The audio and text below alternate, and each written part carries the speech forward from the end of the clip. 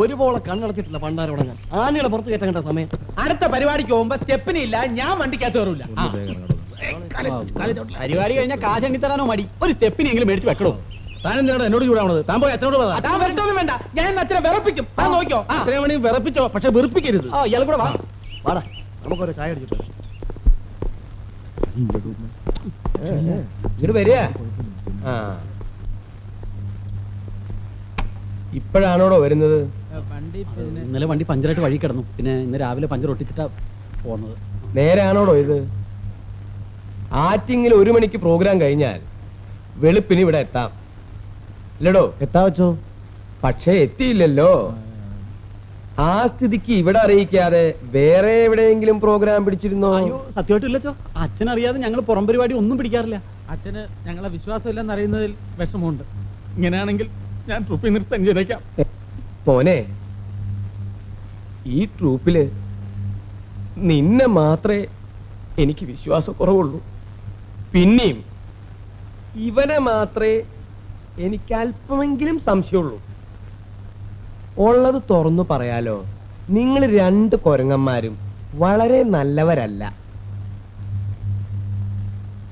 പിന്നെ എനിക്ക് അല്പമെങ്കിലും സമാധാനം തരാത്തത് ഇവനാണ്. കാശ് 3000-ന് 300 രൂപ കുറവുണ്ടച്ചോ. 300 രൂപ ഓടിപ്പോയാ? കളി തറക്കളിയാന്നും പറഞ്ഞ് 300 രൂപ കുറച്ചാ അവര് തന്നത്. അതെനിക്ക് വിശ്വസിക്കാമോടോ? വിശ്വസിക്കാച്ചോ. തന്നോട് ചോദിച്ചില്ല.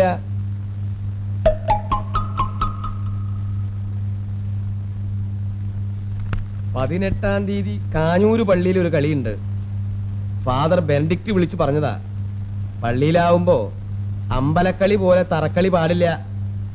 അച്ഛോ, വണ്ടിക്കൊരു സ്റ്റെപ്പിന് വേണമായിരുന്നു. അതേടാ മോനെ, നിങ്ങൾക്ക് എല്ലാവർക്കും ഓരോ സ്റ്റെപ്പിന് വേണമെന്ന് എന്റെ മനസ്സ് പറയണു.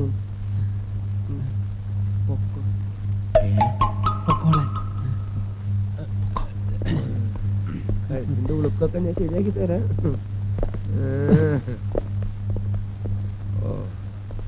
അയ്യോ, സിനിമ കാണാൻ പോവാനോ? ഞാനില്ല. അച്ഛനറിഞ്ഞ പിന്നെ ഇങ്ങനെ എല്ലാ കാര്യത്തിനും അച്ഛനെ പേടിച്ചാലൊന്നും കാര്യം നടക്കില്ല. കുറച്ച് ഗട്സ് വേണം. എന്നെ കണ്ടുപഠിക്ക്. ഒരു അച്ഛൻ ചേട്ടൻ ഇതൊക്കെ പറയാം. എനിക്ക് എന്റെ സ്വന്തം അച്ഛന്റെ കാര്യം കൂടി നോക്കണം എന്ന് പറഞ്ഞാൽ എങ്ങനെയാ? നീ ഇങ്ങനെ പേടിച്ച അയ്യോ അച്ഛനോ, അച്ഛനെ പോന്നു. ഞാനിങ്ങനെ നമ്മുടെ പുതിയ പരിപാടിയുടെ റിഹേഴ്സല് ഫീമെയിൽ വോയിസും മെയിൽ വോയിസും കൂടെ ഇങ്ങനെ മാറ്റി ഒരു ചേഞ്ചിന്റെ ആണുങ്ങളുടെ ശബ്ദത്തിലെ അതിങ്ങനെ വളരെ ഇൻട്രസ്റ്റിംഗ് ആയിരിക്കും. ഇന്നത്തെ റിഹേഴ്സൽ വെച്ച് നോക്കുമ്പോ പ്രോഗ്രാം ഗംഭീര വിജയം ആവണം. പിന്നെ അച്ഛോ, 17-ാം തീയതി കാസർഗോഡ് പ്രോഗ്രാം കഴിഞ്ഞിട്ട് 18-ാം തീയതി വെള്ളായണിയിൽ ജോയിൻ ചെയ്യാൻ പറ്റുമോ എന്നുള്ളതാണ് എന്റെ. ലത ഇങ്ങോട്ട് വരൂ. ഹലോ ലത, എപ്പോ ഒന്ന്? ഞാൻ കട്ടിയില്ല. ഞാനൊരു കാര്യം നിങ്ങളോട് പറഞ്ഞ മറ്റുള്ള കുരുത്തം കെട്ട പിള്ളേരോട് പറയോ? ഇല്ലച്ചോ. നിങ്ങളെ 2 പേരെയും ഞാൻ ഇവിടുന്ന് പറഞ്ഞു വിടേണ്ടി വരുമോ? അത് വേണോ? അയ്യോ വേണ്ടച്ചോ.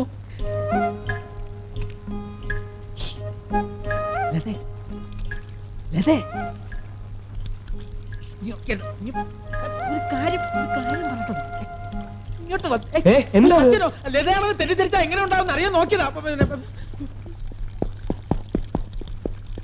കർത്താവേ, അപ്പൊ ഇവിടെ ഇക്കളിയും തുടങ്ങിയ?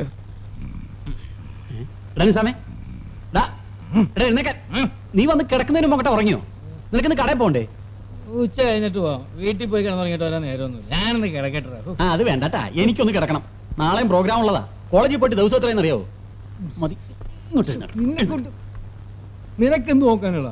1 കൊല്ലം കൂടെ കഴിഞ്ഞ് വക്കീലിന്റെ കോട്ടുവിട്ട് കോടതിയിൽ പോയി 2 വാചകം അടിച്ച നിനക്ക് സുഖമായിട്ട് ജീവിക്കാം. നമ്മുടെ കാര്യം അതാണ്. അതെ അതെ, വല്ലതും പഠിച്ചിട്ട് വേണ്ടേ പാസ്സാകാൻ.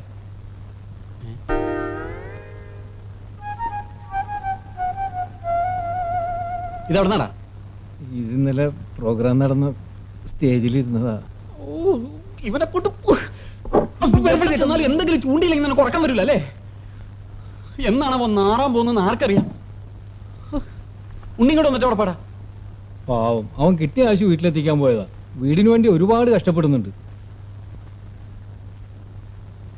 മല്ലികയുടെ കാര്യത്തിന് ആ നാരായണൻ ഇന്നും വന്നിരുന്നു. അവരൊരു 15 പവൻ ചോദിക്കുന്നെന്നാ പറഞ്ഞത്. നിനക്കിന്ന് സ്കൂളിൽ പോണ്ടേ? ഇന്ന് സമരാണ്. രമണി, കുറച്ച് വെള്ളം. എല്ലാം കൂടി തപ്പിപ്പെറുക്കിയ ഒരു 5-8 പവൻ ഇവിടെ കാണും. ഒരു കമ്പനി പണിക്കാരനാവുമ്പോ ഇത് വളരെ കുറവാ. വേലികെട്ടുകാരന് കൊടുക്കണം 10-25 പവൻ. അവർക്ക് ഇവളെ ഇഷ്ടപ്പെട്ടതുകൊണ്ടാ.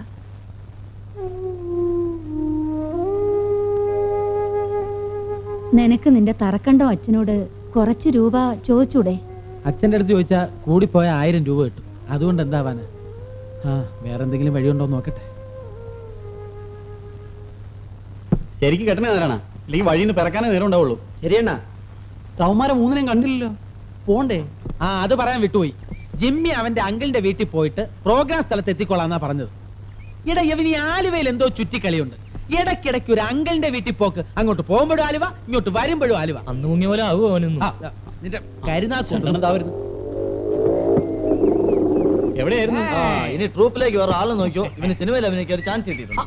കൺഗ്രാചുലേഷൻസ്, മലയാള സിനിമയുടെ കഷ്ടകാലം ആരംഭിച്ചളിയാ. കണ്ട ആപ്പ പടമൊന്നുമല്ല, അവാർഡ് പടവാ. അവാർഡ് പടമായതുകൊണ്ട് നീ പിന്നെ വായ തുറക്കേണ്ടി വരില്ല, അത് ഭാഗ്യം. ഞാൻ ഇതുവരെ നിങ്ങളടുത്ത് പറഞ്ഞില്ലെന്നേ ഉള്ളൂ. എനിക്കും ഒരു പടം കിട്ടി. ആരുടെ പടം? IV ശശിയുടെ. ശശി സാറിന് പടവും. എങ്ങനെ ഒത്തടാ? ഞാനിന്ന് വെട്ടിയെടുത്തതാ. പുള്ളിക്കാരൻ ചിരിച്ചുകൊണ്ടിരിക്കുന്ന ഒരു പടം.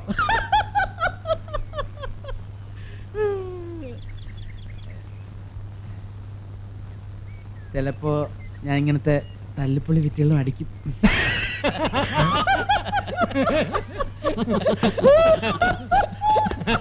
ഹലോ, ഇനി വന്നേ. അച്ഛനുണ്ടോ? ഇല്ല, അച്ഛൻ മരിച്ചുപോയി. അയ്യോ, ഞാനറിയില്ലല്ലോ.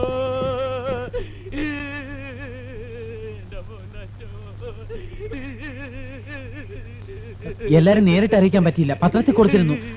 നിങ്ങൾ എന്തിനാ കരയുന്നത്? തറക്കണ്ട മരിച്ചു എന്ന് അറിഞ്ഞിട്ട് സഹിക്കാൻ കഴിയുന്നില്ല. കഴിഞ്ഞ ആഴ്ചയും ഞങ്ങൾ കണ്ടതാ.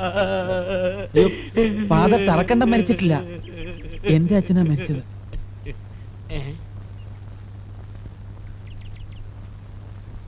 അച്ഛനെ കാണേണ്ട കാര്യം എന്താ? നിങ്ങളുടെ മിമിസ് പരേഡ് ബുക്ക് ചെയ്യാമെന്നാ. ആ. ആ ബാഗിങ് തന്നെ. ചേട്ടാ ഒരു മിനിറ്റ്. എന്നാ പ്രോഗ്രാം? അടുത്ത 5-ാം തീയതി കടുത്തുരുത്തീരാ. അപ്പോഴേ ഇവിടത്തെ റേറ്റ് 3000 രൂപയാ. ഒരു 2000 രൂപ ഞങ്ങൾക്ക് തന്നാ മതി. കലാദർശനയുടെ പേരിലല്ലാതെ ഞങ്ങൾ തന്നെ വന്ന് പ്രോഗ്രാം നടത്തി തരാം. പ്രോഗ്രാം ഒക്കെ ഇത് തന്നെ. വേണ്ട വേണ്ട, ഞങ്ങൾ വികാരി അച്ഛന്റെ കത്തുമായിട്ടാ വന്നിരിക്കുന്നത്. ഞങ്ങൾ അച്ഛനെ കണ്ട് ബുക്ക് ചെയ്തോളാം. 1000 രൂപ ലാഭം ഉണ്ടാക്കി കൊടുക്കാന്ന് വെച്ചപ്പോ യവന്മാരൊക്കെ വെറും കൊരങ്ങന്മാര് തന്നെ. അവന്മാരെ നോട്ട് ചെയ്ത് വെച്ചു. ഈ പ്രോഗ്രാം നമുക്ക് കോളമാക്കി കൊടുക്കാം. എന്നിട്ട് വേണം ഓഡിയൻസ് നമ്മളെ എടുത്തിട്ട് ഇരിക്കാൻ. എടാ, ആ പോണവന്മാരെക്കാളും കുരങ്ങനാണല്ലോടാ നീ. 10,000-2000 രൂപ വെറുതെ പോയി.